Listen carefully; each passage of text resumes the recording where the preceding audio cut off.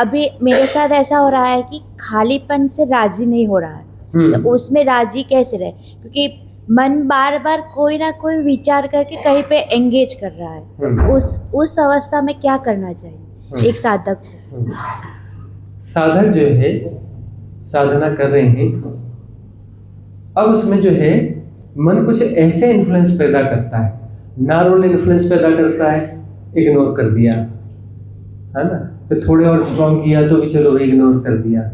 कुछ इन्फ्लुएंस ऐसे पैदा करता है कि इग्नोर करना मुश्किल हो जाता है, बड़े बहुमूल्य मालूम पड़ते हैं। कुछ ऐसे विषयों को लाता है जो बड़े बहुमूल्य मालूम, अरे यह तो सही नहीं है, अरे यह कैसे गलत हो सकता है, अरे इसको कैसे छोड़ दें, अरे इसको कैसे इग्नोर कर दें। विषय देखो, विषय बहुमूल्य होता ही नहीं है, विषय विषय होता है, लेकिन मन सापेक्षता की भाषा जानता है, रिलेटिव भाषा जानता है ना। एक सुनिए बात, थोड़ी अटपटी सी बात कह रहे हैं कि रिश्वत चलती है ना काम करवाने के लिए। ऐसा कहते हैं कि ऐसा कोई बंदा नहीं है जिसको रिश्वत से जीता ना जा सके, रिश्वत से अपने फेवर में ना किया जा सके, ऐसा कोई बंदा नहीं होता। ज्यादा से ज्यादा बस फीस का फर्क होगा, रिश्वत का फर्क होगा। कोई ईमानदार है 100 रुपए की रिश्वत में नहीं मान रहा है, 1000 में मानेगा। ज्यादा ईमानदार है 1000 में नहीं तो लाख में मानेगा, लाख में नहीं तो करोड़ में मानेगा, है ना। कहते हैं किसी भी पद पे बैठा हो, एक ना एक तो उसकी कोई ना कोई तो कीमत होगी, कोई ना कोई तो उसकी कीमत होगी, ऐसा कहते हैं। तो ये सब सापेक्षिक बातें हैं, सापेक्षिक बातें हैं। अरे वो धन से नहीं मानेगा तो कोई और उसकी कमजोर नस होगी, सी नस पकड़ लो, तेरे को क्या चाहिए, क्या चाहिए, अरे वो अभी मेरे पास है, आ जाएगा, जाल में फंस जाएगा, विषय में फंस जाएगा। विषय का मतलब आकर्षण, आकर्षण कहां पर है, कहां आकर्षण फंसा हुआ है। जहां आकर्षण फंसा हुआ है वह विषय जो है बहुत शक्तिशाली विषय हो जाता है, और वह विषय जो है डिसॉल्व होने के लिए तैयार नहीं होता। उस विषय से कैसे बाहर आएंगे? पहली बात तो वो विषय जैसा महसूस ही नहीं होता, जस्टिफाइड लगता है। हमें लगता है नहीं ये कोई विषय विषय तो, ये तो जरूरी चीज है, इसके बगैर चलेगा कैसे। जबकि मन में कुछ भी चल रहा है, कितनी भी मूल्यवान चीज चल रही हो, मूल्यवान मालूम पड़ रही हो, वह विषय ही है। विषयातीत होता है सत्य, विषयातीत होता है मतलब अनंतता, बाउंड्रीलेस। सत्य जो है बाउंड्रीलेस होता है। अब बड़ी बाउंड्री है तो वो मुक्ति थोड़ी ना होगी। कोई कहता है कि नहीं जी, एक जेल में बंद है, 6 बाई 6 के कमरे में बंद है, फंसावट ज्यादा महसूस हो रही है, तोड़ने के लिए तैयार बैठा है, टूट जाए तो अच्छी बात है, राजी होता है ना। अब जो है उसको 10 बाई 10 का कमरा मिल गया, थोड़े दिन ठीक रहता है, बोलता है नहीं फंसावट महसूस हो रही है, जेल भी है, ठीक है, ज्यादा बड़ा हॉल मिल गया, वो टूट गई, घर ही मिल गया। अब घर मिल गया, उसके बाद में एक ओपन जेल सुना हुआ ना, ओपन जेल, कोई ओपन जेल आई कॉन्सेप्ट आया है कि उसमें एक बड़ा सा है, उसमें खेत खलियान बाग बगीचे सब हैं, लेकिन इस बाउंड्री के बाहर नहीं जा सकते, इस बाउंड्री के बाहर नहीं जा सकते। अब जो है और बड़ा हो गया, और बड़ा हो गया, और बड़ा हो गया। अब कितना भी बड़ा हो जाए, यदि उसकी बाउंड्रीज हैं तो वह जेल ही होगी। वह जो है मुक्ताकाश नहीं है, वह आत्मा की अनंतता नहीं है, वह इन्फिनिटी नहीं है। विषय बड़ा हो गया, विषय बड़ा होने का अर्थ वह अनंत नहीं हो गया ना। बड़ा होना, विराट होना और अनंतता अलग अलग है या नहीं है? विराट होना और अनंतता अलग अलग है या नहीं? इसलिए हम कहते हैं आत्मा केवल ब्रह्म, ब्रह्म भी जो है विराटता है, अच्छी अवस्था है। वह अवस्था मिलेगी, लेकिन उसके आगे की भी अवस्था होती है, ब्रह्म से भी ऊंची अवस्था होती है। ब्रह्म से भी, ब्रह्म विराटता है, ब्रह्म बड़ा है ना, बहुत बड़ा है ना, बड़ा है ना, अनंत तो नहीं है ना। लाइट ईयर्स में इसका स्पान होगा ना, होगा इतने lakh light years, multi lakh light years का स्पान होगा उसका, ठीक है ना। चलो, ये अभी नया नया ब्रह्म है, अभी अभी पैदा हुआ है, जिस ब्रह्म के हम सदस्य हैं। अभी अभी पैदा हुआ है ना, 1600 करोड़ साल हुए हैं इसको। शैशवावस्था में ना, शिशु है ना, अभी अभी तो पैदा ही हुआ है, 1600 करोड़ साल पूरे हुए हैं इसको।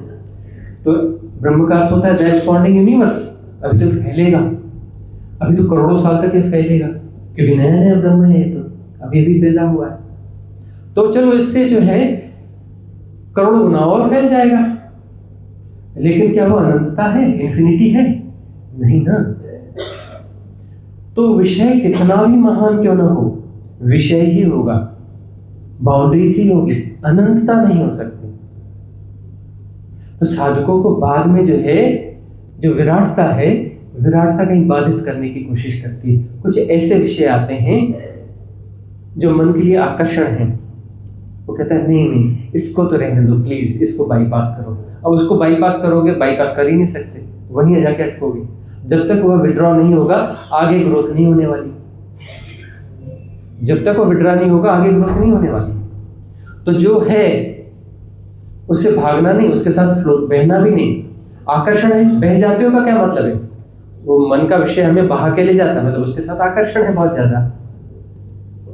वहां पे तटस्थ, वहां पे देखो समता वहां पे पुष्ट करनी है, समता हमें पुष्ट करनी है। सारी साधना समता को पुष्ट करने की साधना है।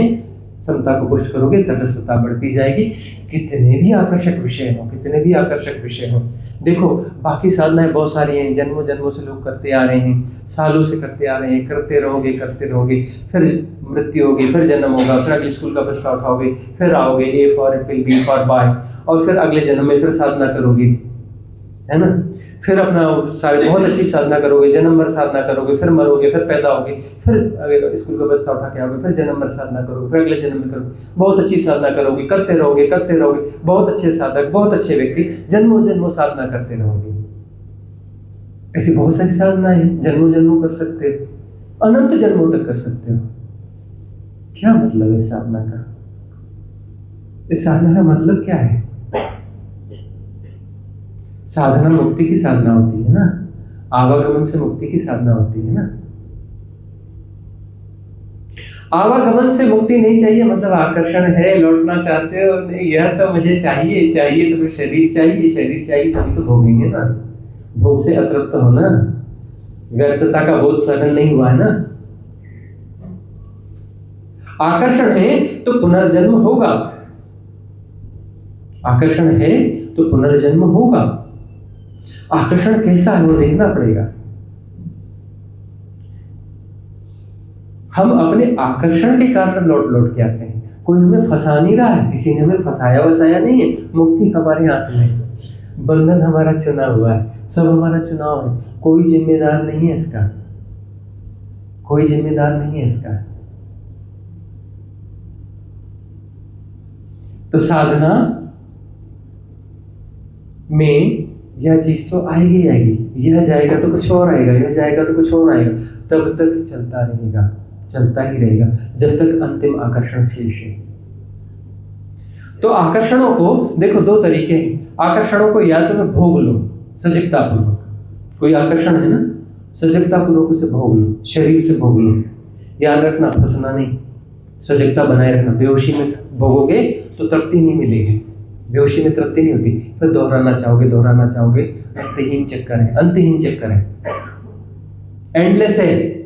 सजगता से भोगोगे तो उसकी व्यर्थता का बोध होगा, लंबा प्रोसेस है। या फिर तटस्थ रहो, अंदर उसको प्ले होने दो, तटस्थ रहो और वो विड्रॉ हो जाएगा। यही साधना मुक्ति देगी, याद रखना।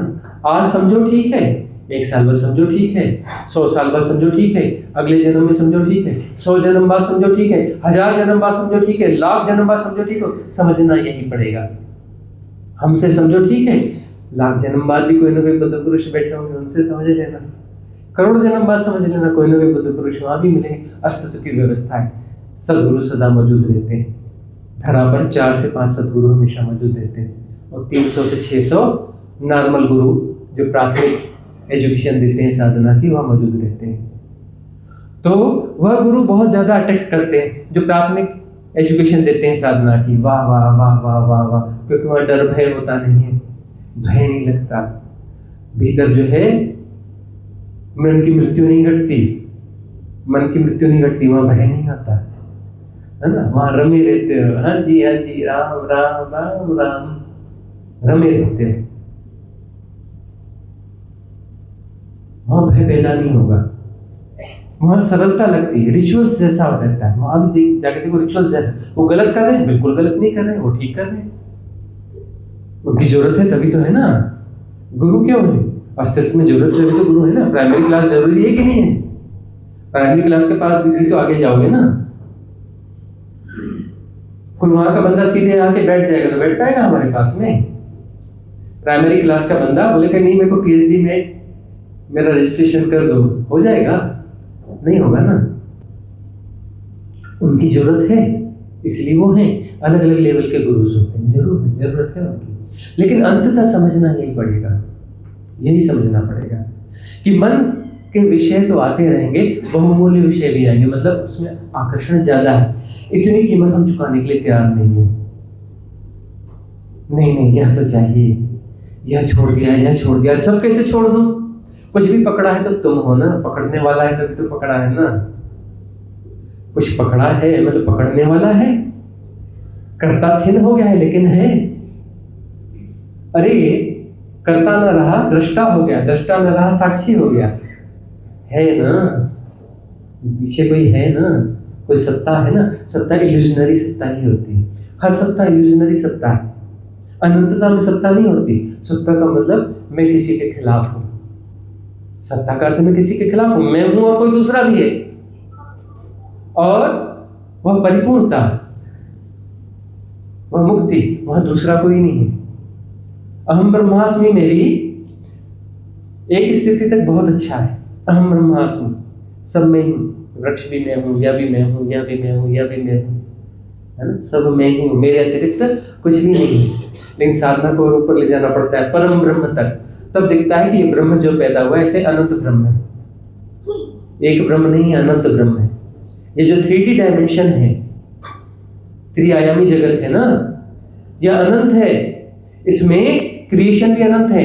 ऐसे ब्रह्म एक नहीं है, ये यूनिवर्स अकेला यूनिवर्स नहीं है, मल्टीवर्स में ऐसे जो है अरबों अरब ब्रह्म है ना। प्रतिक्षण जो है अनेक ब्रह्म पैदा होते हैं, प्रतिक्षण अनेक ब्रह्म जो है विसर्जित हो जाते हैं ब्लैक होल में, प्रतिक्षण। और जो मल्टीवर्स है ना, ऐसे अनंत मल्टीवर्स हैं, और वो मल्टीवर्स किसी अगले वर्ष का हिस्सा है, वो वर्ष है ना वैसे अनंत है, उसके बाद और अनंत है, उसके बाद और अनंत है, कब तक है? अनंत तक है। अनंत क्रिएशन है और शाश्वत है, याद रखना, ये कभी शुरू नहीं होता। ब्रह्म पैदा और नष्ट होते हैं, ये क्रिएशन तो अनंत है। मल्टीवर्स भी उनकी आयु ज्यादा होगी, ब्रह्म की भी आयु होती है, परम ब्रह्म की भी आयु होती है ना, सबकी आयु होती है, पैदा होते हैं नष्ट होते हैं, तुम्हारी तुलना में बड़ी आयु होती है। तुम जिस सेपरेशन को जी रहे हो 60, 70, 100 साल का होगा, ब्रह्म की आयु जो है और करोड़ों करोड़ों साल होगी, है ना, अरबों साल होगी, लेकिन वो भी मरेगा, परम ब्रह्म भी मरेगा, उससे जो है 1000 गुना ज्यादा जी रहा होगा, और उसके आगे का ब्रह्म वो है उससे 1000 गुना और ज्यादा जीता हुआ। सब पैदा होते हैं नष्ट होते हैं, सब जो है देश काल का हिप्नोटिज्म है, टाइम एंड स्पेस का हिप्नोटिज्म है। इस टाइम एंड स्पेस के हिप्नोटिज्म को अनफोल्ड करना पड़ेगा, साधना से अनफोल्ड होगा, गहन साधना से अनफोल्ड होगा। जब तक तो टाइम एंड स्पेस के हिप्नोटिज्म से बाहर नहीं जाओगे, मुक्ति संभव नहीं है। टाइम एंड स्पेस के हिप्नोटिज्म को क्रॉस करना जरूरी है, क्योंकि ये होते ही नहीं है, इल्यूजन है। यदि यह है तो नाम रूप को जियोगे ना, अरे छोटे नाम रूप को नहीं, बड़े नाम रूप को जियोगे, ब्रह्म को जियोगे, अहम ब्रह्मास्मि, तो वो जो थिन हो गया ना, थिन मैट्रिक्स हो गया ना, वहां टाइम बदल गया, स्पेस बदल गया, स्पेस थोड़ा बड़ा हो गया, टाइम जोन डिफरेंट हो गया। अरे टाइम जोन यहाँ की बात कर रहे हो, तुम अभी जुपिटर पे चला जाओ, तुम्हारा टाइम जोन चेंज हो जाएगा, तुम दूसरे ग्रह पे चले जाओ, अंतरिक्ष में चले जाओ। जो अंतरिक्ष यात्री होते हैं, जब लौट के आते हैं, बड़े आश्चर्यचकित होते हैं, उनसे पूछो कैसे हो, वो कहते हैं, वो उनसे हलो हलो करते रहो, उनका दिमाग कहीं और चल रहा होता है, ये क्या गड़बड़ हो गया, ये क्या गड़बड़ हो गया, क्या गड़बड़ हो गया, वो दूसरे टाइम जोन को जी के आ रहे हैं। उनको लगता है उस टाइम जोन में जब घुस रहे होते हैं, उन्हें बोध होता है कि किसी दूसरे टाइम जोन में आया, और यहाँ जो लगातार उस टाइम जोन को जी रहा है, उसे तो पता ही नहीं चलता कि टाइम कहीं इल्यूजन है करके। टाइम जोन को जी रहे मतलब ग्रेट इल्यूजन को जी रहे हो ना। स्टैटिक है ना वो तुम्हारा, स्टैटिक नहीं होता है, दुख और सुख में बदल जाता है ना। दुख में जो है समय लंबा लगता है, सुख में आसानी से बीत जाता है। हर व्यक्ति का टाइम जोन अलग होता है। साधना में जाते हो जब अंदर की लेयर्स खुलती है ना, सबकॉन्शियस माइंड की दूसरी लेयर्स खुलती हैं, वहां पे टाइम जोन चेंज हो जाते हैं। डायमेंशंस में जाओगे ना तो टाइम जोन चेंज हो जाएंगे, अलग अलग डायमेंशन से। 3D में है ना 4D 5D 60 64 डायमेंशन से टाइम जोन बदलते चले जाएंगे। है सब इल्यूजन ही, चाहे वो उच्च लोक के देवताओं का टाइम जोन हो वह भी इल्यूजन है, ग्रेट इल्यूजन है, थोड़ा ज्यादा ग्रेट इल्यूजन होगा लेकिन इल्यूजन ही है।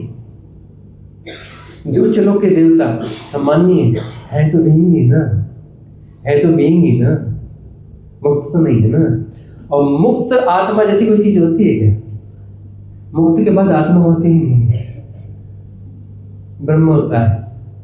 मुक्त ब्रह्म जैसा कुछ होता है क्या? नहीं होता ना। मुक्त होने के बाद ब्रह्म नहीं रहता ना, फिर अनंत असीम निर्गुण निराकार। तब तक ये सब जो है खुद को ही डिजॉल्व करना पड़ेगा। छुच्छाई काली माई नहीं होता।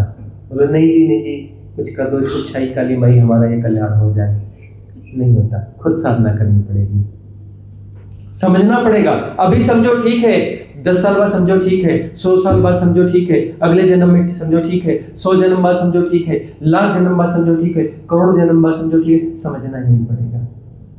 पोस्टपोन करते रह सकते हो। मन क्या है? प्रोग्राम है पोस्टपोनमेंट का। मन क्या है? पोस्टपोनमेंट का प्रोग्राम है। ये तुम्हारी टॉप प्रायोरिटी नहीं है, तुम दूसरी टॉप प्रायोरिटी जीते रहोगे कि नहीं यह मेरा यह हो जाए उसके बाद यह। और देखो व्यवहारिक सत्य और पारमार्थिक सत्य दोनों चलते हैं, दुश्मन नहीं है एक दूसरे के। कोई घर छोड़ना जरूरी नहीं है, कोई नौकरी छोड़ना जरूरी नहीं है, कोई संबंध तोड़ना जरूरी नहीं है, कुछ भी छोड़ना नहीं होता है। साधना करते चलो, व्यर्थ की चीजें अपने आप छूट जाती हैं और जो जरूरी चीजें हैं वो अपने आप होती हैं। प्रति संवेदन से सब होता है, सब होता है, सारी जिम्मेदारियां अच्छे से हो जाएंगी। वही हम कहते हैं आनंद के एक उद्योगपति हैं। उद्योगपति जो है किसी संयोग से आ गए पिछले साल गिरनार के रिट्रीट में, किसी अपने फैमिली मेंबर को छोड़ने के लिए आए। छोड़ने के लिए आए तो चलो भाई ठीक है, तो 3 दिन रुक जाता हूँ। 3 दिन के लिए रुक गए तो बात बन गई, उन्हें मजा आ गया, उन्होंने 3 दिन के लिए आया, ज़्यादा दिन के लिए क्यों नहीं आया। उसके बाद हर रिट्रीट में आना चालू हो गया, वो इस रिट्रीट में भी आएंगे। और उनका कहना है कि मेरा काम जो है बहुत स्ट्रेस में था, 6 फैक्ट्रियाँ हैं, न जाने कितने स्टार्टअप्स हैं, बहुत सारी फर्में हैं, बहुत सारे और काम चल रहे हैं, मैनेज करना बड़ा मुश्किल था। बोले सैकड़ों चेक्स में तो साइन ही करने पड़ते हैं प्रतिदिन, यह करना पड़ता है, वह करना पड़ता है, क्या करूँ, छुट्टी नहीं निकाल सकता। उसके बाद संस्था से सारा काम उनका सेटल हो गया है,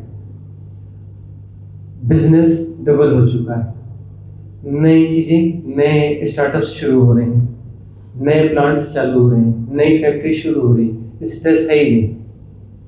फलाने जी इधर आना है, हाँ बिल्कुल आ जाओ। होते नहीं कि इधर बीसी में उधर, अरे 5-10 मिनट में सब मैनेज करता हूँ, अभी निकल पड़ता हूँ बड़ी संस्था से।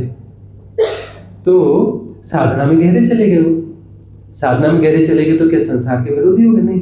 घर वाले बोलते हैं अरे पहले से बड़े प्यारे हो गए, बड़े अच्छे हो गए हैं, तो घर में रहते हैं तो बड़ा अच्छा लगता है।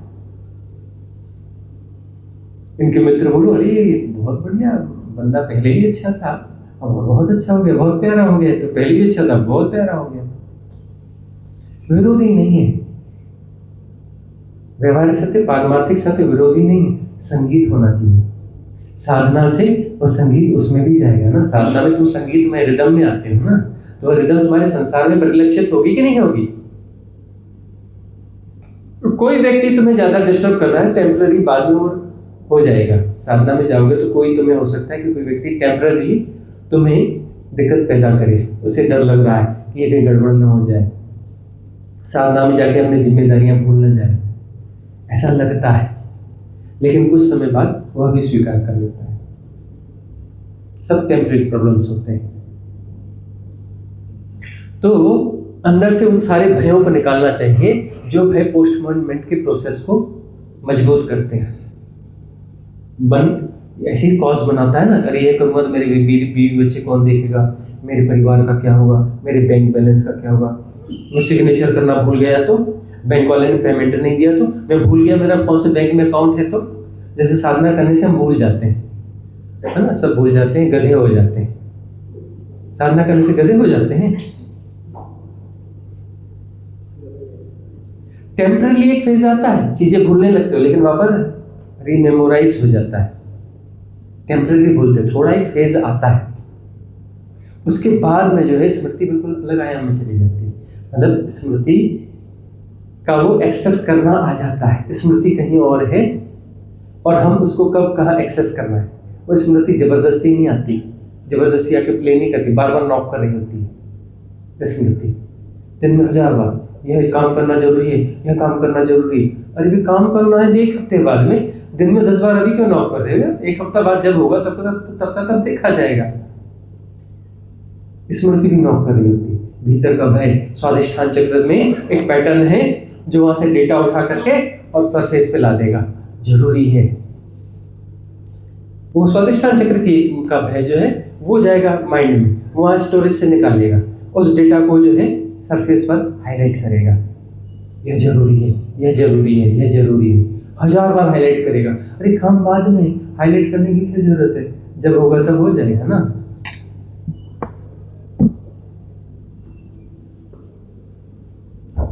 तो ये सारा जो डीप मैकेनिज्म है समझना पड़ेगा, खुद ही समझना पड़ेगा। तुम इसके झांसे में आते कैसे हो? ये तुम्हें मूल्यवान लगता क्यों है? तुम्हें इतना भय क्यों होता है? तुम फेस करने से डरते क्यों? फेस तो तुम्हें ही करना पड़ेगा ना, फेस तो तुम्हें ही करना पड़ेगा ना। और फेस करोगे तो पता चलेगा जो प्रॉब्लम इतनी कठिन दिख रही थी वो तो बड़ी प्रॉब्लम थी ही नहीं, बड़ी छोटी सी थी, और निदान उसके भीतर है, उसकी समस्या का समाधान उसके भीतर है।